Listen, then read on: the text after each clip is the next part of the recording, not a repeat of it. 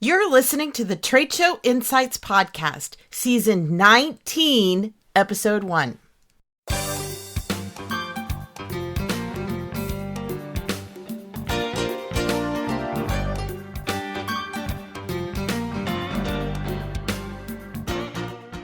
I'm your host and exhibit marketing strategist, Marlis Arnold, bringing you tools to improve your exhibit results.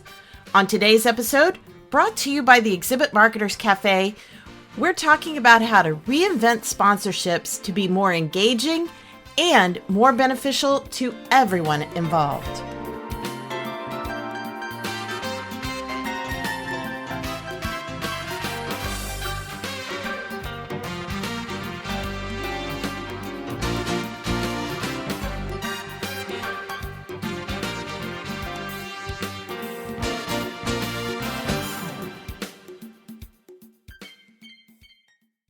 I am so excited about today's topic. This is one of my favorite things to talk about is sponsorships. And we've got a fantastic guest here today to brainstorm and share ideas. So I want to introduce her to you. MK Granados is head of marketing for Gen City Labs, a creative technology studio that works with brands to craft interactive experiences at events, pop-ups, briefing centers, and more.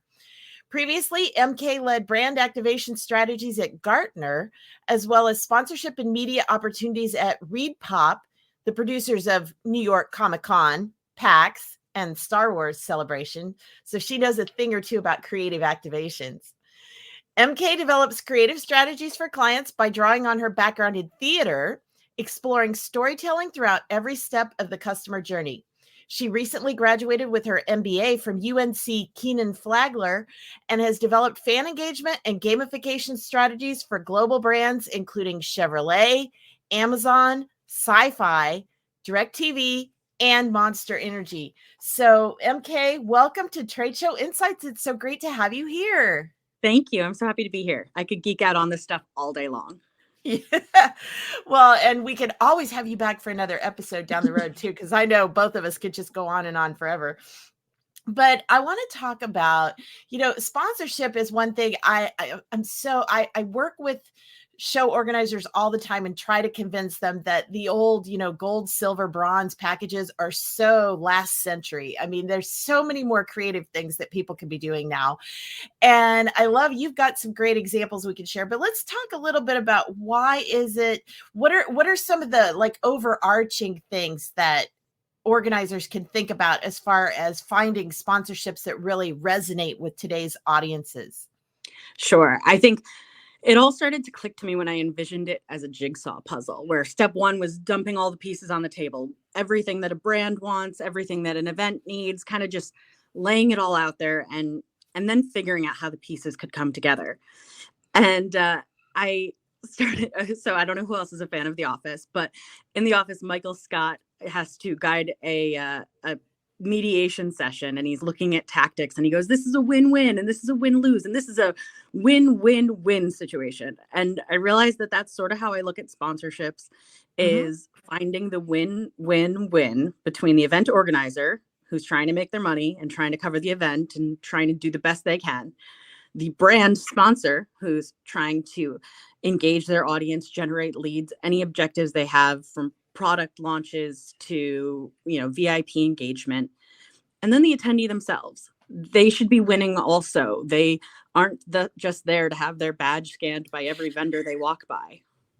Yeah, well, and exactly. Sponsorship should be adding value to the overall event. It shouldn't just be a revenue generator for the show. I mean, it should be actually producing something.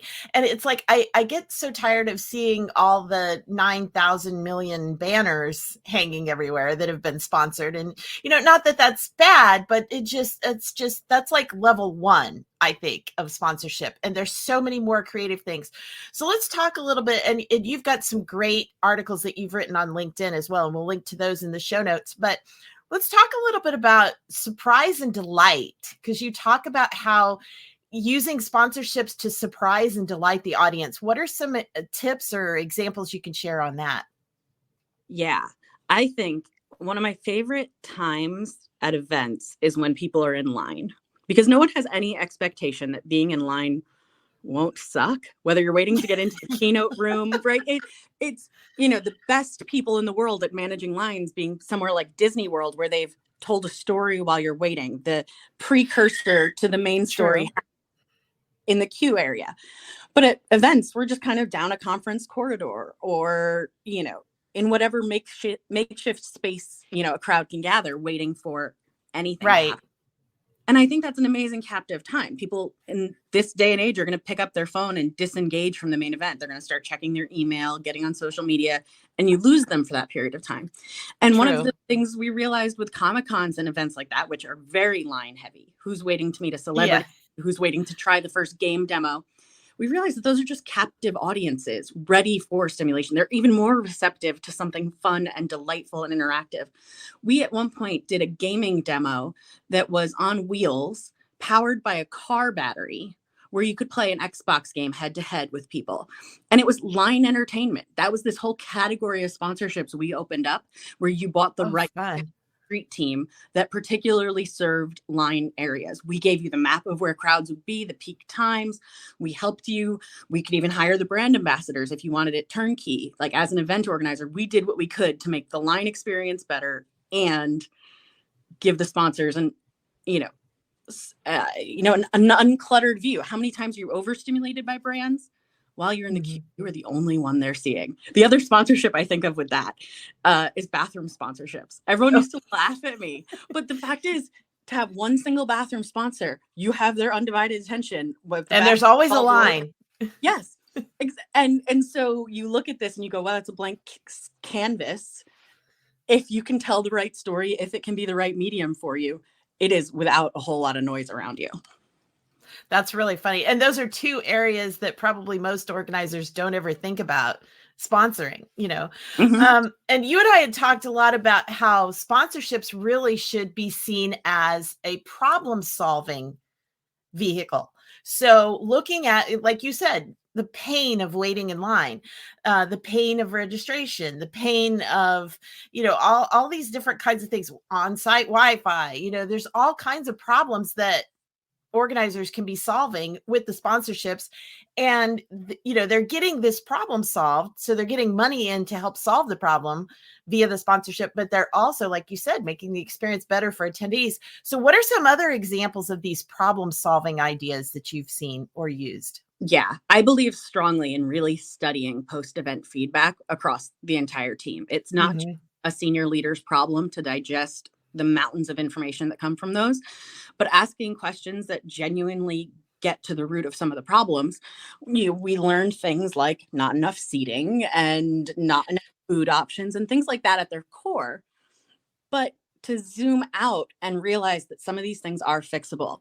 And so we were talking about some of the B2B shows that we had mobile food carts traveling through the hallway. So the exhibitors and attendees who couldn't spare a moment to get to the food court, a grab-and-go sandwich coming to you with a mobile tap payment system branded around a brand who's expressing, we value convenience, we're meeting you where you are, right? There's a brand story to be told with exactly mobile food cart. Or at New York Comic-Con, what we realized is that the artists who exhibit in Artist Alley, they're one-man shows. They are there to build their brand awareness, build their social following, draw commissions on the spot. Every moment they're not at their table, their booth, they are missing out chances to engage with fans. They couldn't even use the restroom without going, oh no, I'm leaving my table unattended. And so for that, we created a brand ambassador squad called Concierge. We gave a phone number and put it on a sticker right on the back of their table where they could see it and said, text this number if you want someone to come babysit your booth for a few minutes so you can step away. Give them love it. A $5 bill. They'll go grab you a couple bottles of water or something, whatever it is that they can do to help a little bit. Give it a shot. I love it. That is such a genius idea. And that's absolutely something that every single show could offer as a sponsorship, because I work with a lot of the exhibitors that I consult with are small exhibitors. They only have one or two people working the booth. And like you said, to be able to have somebody that can watch your booth for just, 10 minutes so you can get away, go get something to eat, go, take a bathroom break, whatever. I mean, that's so valuable and so appreciated. And I think that's something that's, it's really not that difficult to implement. It doesn't sound like like you said, you're getting these brand ambassadors that are a team of runners, basically. 4 to people on a be, radio roaming, and yeah, report to this booth. You're going to hold on for 5 minutes or so. We'll see you back in rotation soon. It was such a simple solution. And it felt like those exhibitors felt seen. Satisfaction scores went up. And we paired it with a little bit of a goodie bag too. So we kind of left them with a welcome gift when they arrived. There was hand sanitizer, chapstick, a little travel Tylenol.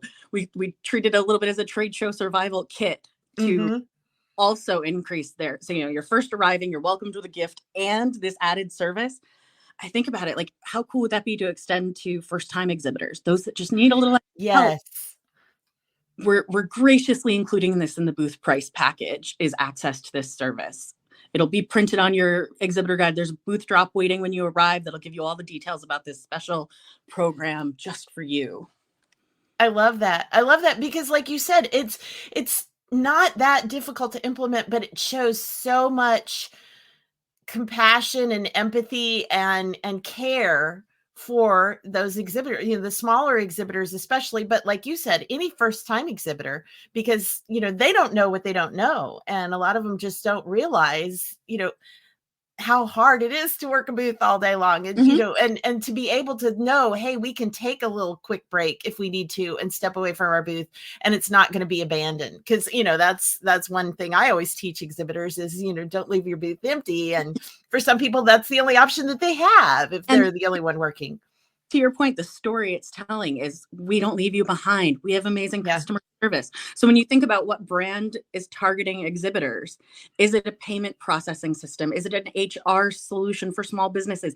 There are probably a number of different brand categories who want to reach the exhibitors at your show and express events like that to them. That's them showing it in action of, this is just step one of our relationship, is showing you that we care here.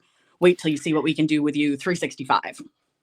Well, and it's also by showing that care to that smaller exhibitor, that new exhibitor, you're also showing them that we care about all of our exhibitors. And so down the road, they may not be the small exhibitor anymore. They may have scaled up to have the 20 by 20 exhibit and have a whole team, but they know that, no exhibitor is too small or too insignificant at that show. And I think that's just a great message to send.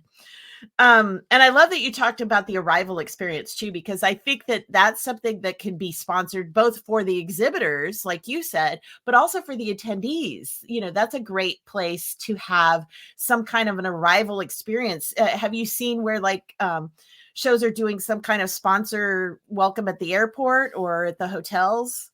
I do love those. And they definitely are for the biggest of big events that can sustain something as big as the airports and stuff. I think it's a really great exercise for a team to walk through that customer journey, walk through the touch points, study your customer data to know where they're coming in from, how far they're traveling from. If you're collecting their zip code at registration, you can infer a pretty good amount of how regional or global or whatever your audience is. So I know one of the things I saw a lot at Reed was we could keep packing things in to the on-site badge pickup experience. We could add digital signage. We could add table tents. We could add a bag, a handout. Your lanyard is branded. Your badge itself is branded. And at a point, you definitely have to think about the sponsor and the value they're getting and go, that's enough. Only so many brands can be part of this, which is actually a great reason to raise the price point of those. We are highly selective in who gets these early first impression sponsorships. We are creating something really authentic and storytelling here. What do you want to do? We're a product, you have a product to launch at this. They're invited to the VIP opening. If they come to your booth first thing, when the press is there, there's free catering element, there's something special. If that's what they're greeted with at the time of badge pickup, that's a really contextualized message to don't miss this early event special moment. I love that. Yeah. Why not experienceify badge pickup? I mean, how exciting is that normally? Not. Yeah. It's picking up your name tag. But if you think of it as I picked up my passport passport to this whole event. I picked up the key Mm-hmm. to the things that I can get into. There's so much there. Oh my goodness. And it's like a sneak peek of what's to come over the next 2 or 3 days or whatever. Yeah. And just saying you can stuff a postcard in the swag bag and be there with 10 other bag inserts is a really hard message to send for a brand. For them, that Yeah. product biggest news of their year, and they have to consolidate it down to a 3x5 card or a 5x7 and hope that someone reads it, not just tosses it in the garbage. If the product launch can be the branding experience of a lobby, really arrival and debut and tell that, that I get Exactly. goosebumps about how cool an experience like that can be. Yeah, I love that. Because again, you're creating an experience. It's not just this is just a routine of the steps of what an attendee does, but they're actually having some kind of a fun experience as they do the basic logistics of the show.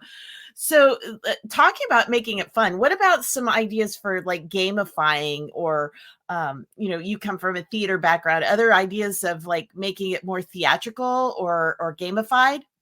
Yeah. I have found that people start to associate that high production costs have to kick in for spectacle, for surprise, for a keynote to have a screen the size of the entire backdrop of the stage. The fact is, coming from a theater background, we never had the budget to do big, amazing No. things. We're scrappy. We save things. We repurpose. Yep. We lean on our partners to meet us in an eco-friendly place where we're doing the best we can on limited resources. That's the fundamentals of growing up in theater. Exactly. Yeah. So trying to bring that to trade shows, I think to two parts of that question, I think gamifying is harder in the B2B space than B2C. I'll fully acknowledge that all day. I think a lot of times B2B groups are just, no, gamifying distracts from the core event. They're here for education. We can't layer on that experience. And I think it can be done in a really thoughtful way. Yeah. And I think to kind of channel the inner economist who's going to look at what levers are you pulling when? What outcome do you want? What are the unintended consequences of designing something that way? If everyone who gets their badge scanned going into the keynote gets 5 points to a sweepstakes entry to a blah, blah, blah, that's okay. But you have to know that you're going to have some audience bounce out if all they were doing was chasing points because the prize was valued so high. So one of the things we think about a little bit is how can perks be one tier of value that you add, but can access or status be granted? Could you and your participation at the 2024 event, could you be such a perfect attendee that you get a free ticket to 2025? You are the exemplary person. You clearly, we see from data, you explored the show floor, you talked to lots of exhibitors, you attended the education sessions, you filled out our survey post-show. You were the exact person we're building this show for. I love it. That's a game in itself. Well, or you talked about access. I mean, also you could have somebody sponsor the ability to have like a VIP backstage access with the keynotes, ask the expert, behind the scenes or whatever. And they sponsor this exclusive, event for just select attendees behind the scenes with the VIPs. Yeah. And you can set really unique criteria for what it takes to get into that exclusive experience. It doesn't just have to be, I'm part of the Target top buyers program, because there's a whole lot of people on the wait list to meet with the Amazons or Walmarts or whoever the biggest player in whatever industry is. Mm-hmm. To zero in on who you want, who matters, and find the way to capture them. So whether that's through registration data or engagement data, whether that's the ability to send a special push notification to the mobile app to a very specific subset of people. I think offering those targeted opportunities, that can feel like a game in itself, because they're going to win something really significant to them from someone that matters to them. Yeah. Yeah. And it's something that really truly is priceless to the attendee. Mm-hmm. And to be able to put a price tag on it and have a sponsor, have a brand be able to have that captive audience, again, like you said, it's a win-win-win for everybody. So let's talk a little bit because I know you have a big background in the B2C. So talk about what are some of the other things that B2B can learn from what B2C is doing at their events. Because Yeah. B2C companies, I mean, I see all of these fantastic activations like at Coachella or South by Southwest or, some of those kinds of things. And I always try to think, okay, how can we reframe this and use this in, just your average business conference? Yeah. The creativity and excitement is always there on those B2C events. But it's funny because we used to think about the cosplayers at a Comic-Con. They're the ones walking around in 6-inch heels and spandex, and they're hot and tired, and their wings they're wearing are heavy, and everything is larger than life. And maybe that's a caricature of a tired, overstimulated human. But when I got to Gartner, I looked at it and went, that CEO, that CIO over there, their laptop bag is heavy on their shoulder, and those shoes don't look comfortable. And just because they're not in a full body cosplay suit doesn't mean that they're not physically tired and dehydrated and need comfort. Right. So remembering that everyone is human, remembering that everyone has different distractions, whether they're being pulled to their phone for social media and living in the moment on Instagram and stuff, the way a consumer event might be pulling someone to, but is their email piling up because they're out of office at a B2B conference? Remembering the human and leading with, well, what would I want? When I'm hangry and cranky and thirsty and all of those things, what do I want? What feels like, oh my God, you see me, you understand me kind of moments. And I think also with the difference to B2B and B2C,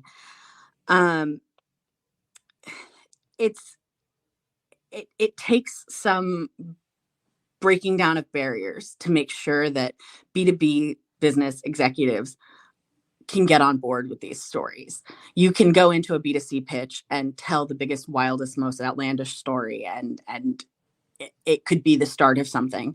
And if you go into these B2B conversations, sometimes ideas are too big to be received, or they're not ready to meet you on that level. So we've never done it that way before. Yeah. And so I think finding those examples, having illustrative examples. I, at one point in my MBA program, our marketing class had a debate on ethical marketing. Should you be able to market everywhere? And one of the conversations was, should brands be allowed to advertise in bathrooms? And I came to that class with PowerPoint slides. I was like, there's 3 different times we allowed it at a Comic-Con, plus one from San Diego Comic-Con that I wish I could take credit for. What they did at San Diego Comic-Con, it's so basic and brilliant. It was Deadpool, which is a very irreverent, playful brand. Not a ton of B2B brands would put themselves in that category, but some of them are being that quirky voice on social media and could maybe lean into that. They bought the toilet seat covers, those like little paper things. Oh no. And it was like Deadpool's face on them that you had to kind of punch out, and it called out Fox. Fox is so cheap. This is the only sponsorship that we can afford, or something like that. It was so over the top, tongue in cheek for the situation. People stole the whole thing of them. They ended up on eBay with people trying to sell the whole container of them. And it was like a secret thing. Who actually looks at those? But once it was hilarious. Once someone found it, it was on social media and it was playful. So to go to a B2B brand and say, I think you should sponsor the bathrooms. Maybe they're going to look at you like you have 3 heads. Maybe there's a chance to pitch in the sponsorship sales experience, a little bit of storytelling of, we've seen some great ones recently, and here's how people are really connecting. We had another one, the TV show Heathers, where we made it look like graffiti because it was a high school bathroom and that fit the story of it. Yeah. Markings on the mirror made sense in that storytelling example. Well, I was going to say, I've seen like the stickers on the mirrors. I think those are really clever because they can have like the very fun kind of, whimsical messaging and have those stickers on the mirrors. And that's definitely a way to have a bathroom sponsorship that's maybe not quite as over the top as the toilet seat cover. Total extreme example. And I think pairing it with perhaps an amenity kit, the basket that you have at weddings, everything you need in the case of an emergency. That's a really thoughtful thing to have there. And it's kind of silly to keep it restocked. And as a sponsor, I am thrilled to pay it as a sponsorship, because if I say the show organizer, part of the contract is every 2 hours, someone from the show team is going to sweep and make sure that those things are stocked. I'm going to pay a fee that's going to cover the hard costs of supplying a whole bunch of things, the breath mints, the mouthwash sample size bottles, whatever it is, and put it on the show to say, I'm paying you a fee so that as a sponsor, I don't have to think about that. It's pretty cool. Or even like fancy restaurants and stuff, how they have like a bathroom concierge, and you actually pay to have somebody from the hotel or venue staff that's there, all day as the bathroom concierge and handing out the hand lotion and the breath mints and whatever. And, so again, it's like, it's just showing the attendees that you matter and that we think of, like you said, that we think about where your pain points are or where your frustrations are, and we're here to solve those, and I think it sends the message that not only can we solve the little problems, like, providing you breath mints in the bathroom, but we can, if we're thinking, if we think that small in detail, we're gonna have all your big needs covered as well. So I think it's just, it just sends so many great messages. Yeah.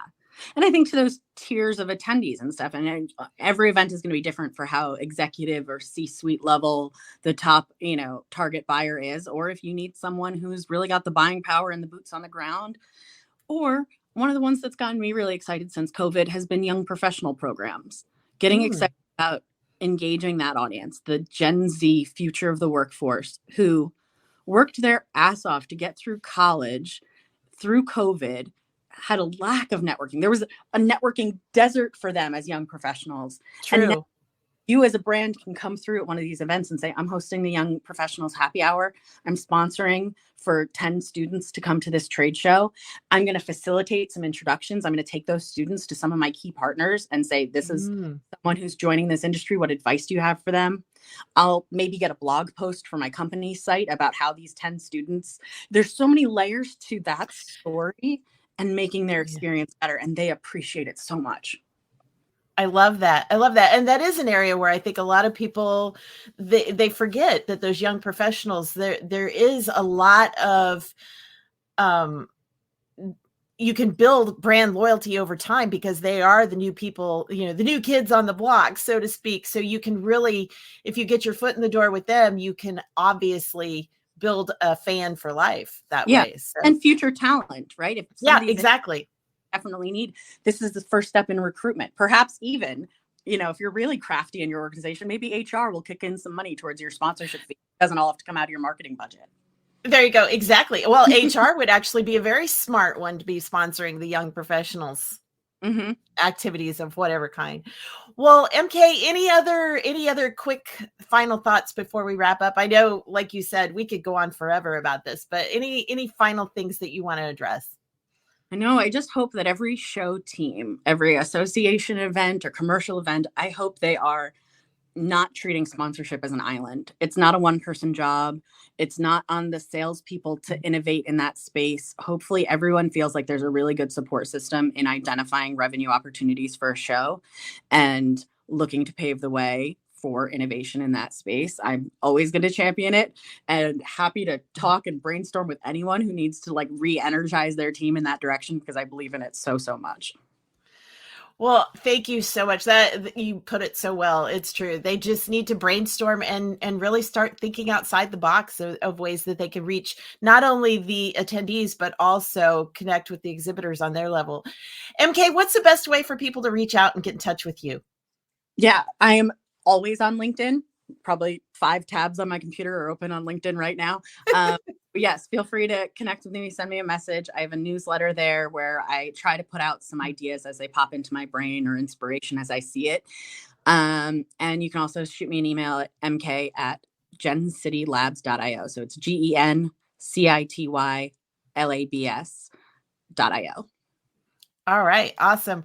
Well, and we will have a link to your LinkedIn profile and newsletter in the show notes as well. So thank you, MK, so much for being here and chatting about this. I mean, I think the possibilities for sponsorship are endless, and it's exciting to see where some companies are starting to branch out and try some new things. So thank you so much for joining us and sharing your insights. Thanks so much.